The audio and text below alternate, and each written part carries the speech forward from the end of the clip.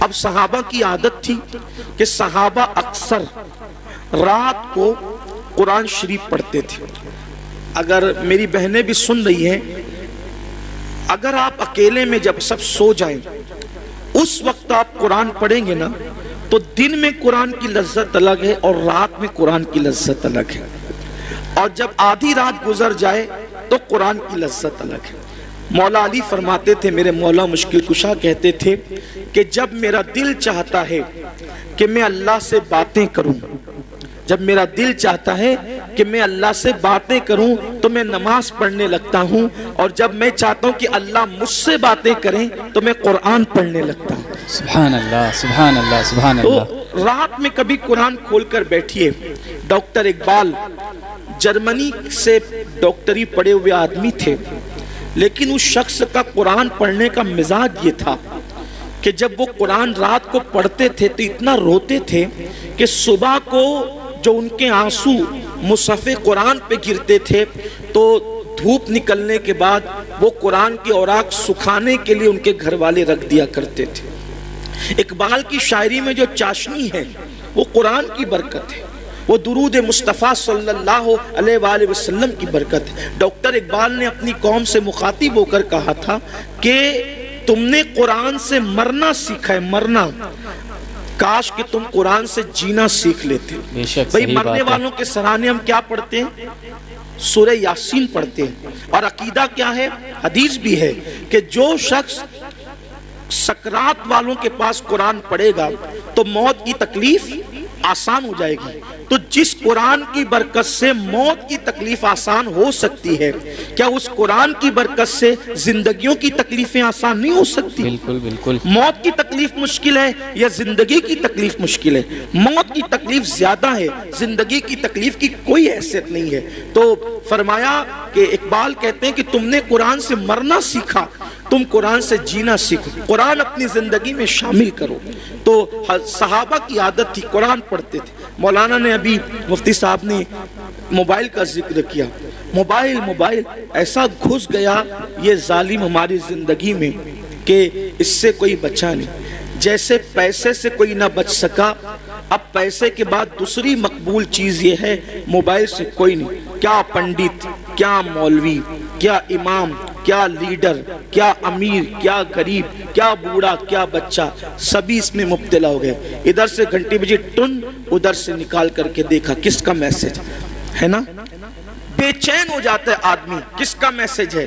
نادان انون پرسن کا میسج دیکھنے میں تجھے اتنا شوق اور اتنی دلچسپی ہے، کبھی خدا کا میسج دیکھنے میں بھی تجھے دلچسپی ہوئی؟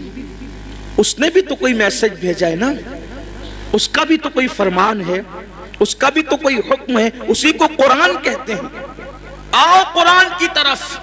اللہ کے رسول صلی اللہ علیہ وآلہ وسلم نے حجۃ الوداع کے موقع پہ فرمایا تھا کہ میں تم میں دو بھاری چیزیں چھوڑ کر جا رہا ہوں اور دونوں کا دامن مضبوطی سے پکڑے رہنا، تم کبھی گمراہ نہیں ہو سکو گے. فرمایا تھا ایک اللہ کی کتاب ہے اور دوسری میری اہل بیت ہے. سبحان اللہ. اور یہ بھی فرمایا تھا، یہ بھی کہا تھا کہ یہ دونوں کبھی جدا نہیں ہوں گے حتیٰ کہ حوض کوثر پر مجھ سے آ کر ملاقات کریں گے. امام حسین نے کربلا میں بتا دیا کہ نانا کے فرمان کی حقانیت کیا ہے. فرمایا کبھی جدا نہیں ہوں گے. گردن کٹ گئی، حسین قرآن پڑھ کے بتا رہے ہیں لوگوں دیکھ لو ابھی بھی قرآن سے ہمارا تعلق کتنا مضبوط ہے. سبحان اللہ، سبحان اللہ. جان سے ہمارا تعلق کٹ چکا ہے لیکن قرآن سے ہمارا تعلق اب بھی باقی ہے. اور حسین پاک نے قرآن پڑھا، نیزے پر قرآن سنایا. تو یہ قرآن ہے. اور ان کے والد تو کیسے قرآن پڑھتے تھے. مولا علی کیسے فرماتے تھے کہ میں گھوڑے کی ایک زین پر قدم رکھنے کے بعد دوسرے زین پر قدم رکھنے سے پہلے پورا قرآن ختم کر لیا کرتا ہوں. ابھی لوگ تامک توئیاں کر رہے ہیں کہ یہ کیسے ہو سکتا ہے. فرمان پر سب کا یقین ہے، فرمان پر سب کا یقین ہے کہ مولا علی نے کہا گھوڑے کی ایک زین پر قدم رکھنے کے بعد دوسرے پر قدم رکھنے سے پہلے پورا قرآن ختم کر لیتا ہوں. کیسے؟ اگر کبھی وقت رہا تو یہ راز ضرور بتاؤں گا کیسے، لیکن یہاں عنوان قرآن ہے اس لیے انشاءاللہ کسی موقع پر مجھے یاد دلائیے، جب مولا علی پر گفتگو ہو تو بتائیں گے کہ کہ ایک زین پر قدم رکھنے کے بعد دوسرے زین پر قدم رکھنے میں کتنا ٹائم لگتا ہے؟ کبھی گھوڑا دیکھا ہے؟ اس پہ بیٹھے ہو؟ سنت سمجھ کے کبھی بیٹھنا. پہلے لوگ بارات میں بیٹھتے تھے، اب بند ہو گیا. اگر چالو بھی ہو جائے تو مجھے کوئی نقصان نہیں. بینڈ باجا بند کرو، گھوڑے پہ بیٹھ کے جانے میں کیا پرابلم ہے؟ وہ تو سواری ہے نا. اور سنت کی نیت سے بیٹھ جائیں تو بھی ثواب ہی ملنا ہے. گھوڑے پہ جانا جو وہ غلط نہیں ہے، بینڈ باجے کے ساتھ جانا غلط. اللہ کا شکر ہمارے شہر سے یہ بلا ختم ہو گئی ہے. تو گھوڑے پہ بٹھا کے نعشی پڑھتے ہوئے جا سکتے ہیں. اس نیت سے کبھی بیٹھ جایا کرو کہ میرے محبوب کی سنت ہے. تو میرے جیسا سستڑ آدمی گھوڑے کی ایک زین پہ قدم رکھنے کے بعد مجھے دوسرے زین پہ قدم رکھنے میں جتنا ٹائم لگا تھا وہ 2 سے 3 سیکنڈ تھے بس میرے سست آدمی کے لیے. تو مولا مشکل کشا تو بڑے پھرتیلے تھے نا. ایک ہاتھ میں خیبر اکھاڑا، وہ بھی سیدھے ہاتھ سے نہیں بلکہ دوسرے ہاتھ سے. اور کتنا تھا وہ خیبر؟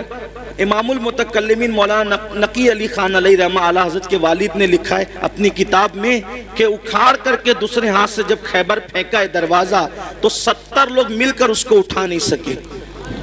جس کو 70 لوگ مل کر دونوں ہاتھ سے نہیں اٹھا پاتے ہیں اس کو حسین کا بابا اکیلے اکھاڑ کے پھینک دیتا ہے. تو کتنے پھرتیلے تھے نا وہ، کیا طاقت تھی، کیا چاقو چوبند تھے، الگ عنوان ہے. تو صحابہ کرام قرآن پڑھتے تھے.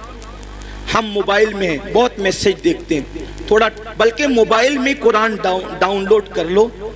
قرآن موبائل میں ڈاؤن لوڈ کر لو، پڑھو قرآن پڑھو، اس کی برکت ملے گی. قرآن پڑھنے سے بے خوفی پیدا ہوتی ہے. قرآن پڑھنے سے بے خوفی پیدا ہوتی ہے. قرآن پڑھنے سے اللہ پر یقین پیدا ہوتا ہے. قرآن پڑھنے سے ایمان مضبوط ہوتا ہے. قرآن پڑھنے سے انسان اللہ کا قریبی بن جاتا ہے. قرآن پڑھنے سے اللہ کا قرب و نصیب ہوتا ہے. ہر اللہ کے ولی کی زندگی اٹھا کے دیکھ لو، وہ رات کو آپ کو قرآن پڑھتے ملے. اور جب تک ہم راتوں کو قرآن پڑھتے تھے اس وقت تک کہ ہم پر کوئی ظالم حکمراں مسلط نہیں تھا. ہم سب پر غالب تھے اور لوگ مغلوب تھے. لیکن جب سے ہم نے قرآن پڑھنا چھوڑ دیا اب مغلوب ہی ہوتے جا رہے ہیں. اللہ اللہ، سن کر کے ایمان تازہ ہو گیا. اور بے شک قرآن پاک کی کیا فضیلت ہے. اللہ تبارک و تعالی ہم سبھی کو قرآن پاک خوب تلاوت کرنے والا، قرآن پاک کی تلاوت کرنے والا بنائے. ہر مسلمان کے دلوں میں قرآن پاک کی محبت اور ہر مسلمان کو تلاوت قرآن کرنے والا بنا دے. دوستو ویڈیو آپ کو کیسی لگی کمنٹ باکس میں ہمیں ضرور بتائیے گا. ویڈیو اچھی لگی تو اسے زیادہ سے زیادہ شیئر ضرور کیجیے گا ثواب کی نیت سے. اگر آپ کے ایک شیئر کی وجہ سے کوئی بھی اس بات پر عمل کرے گا تو انشاءاللہ عز و جل آپ کو بھی اس کا ثواب ملتا رہے گا. تو اس ویڈیو کو زیادہ سے زیادہ شیئر ضرور کریں. ملتے ہیں اگلی ویڈیو میں ایک نئے ٹاپک کے ساتھ میں. تب تک کے لیے السلام علیکم ورحمۃ اللہ تعالی وبرکاتہ.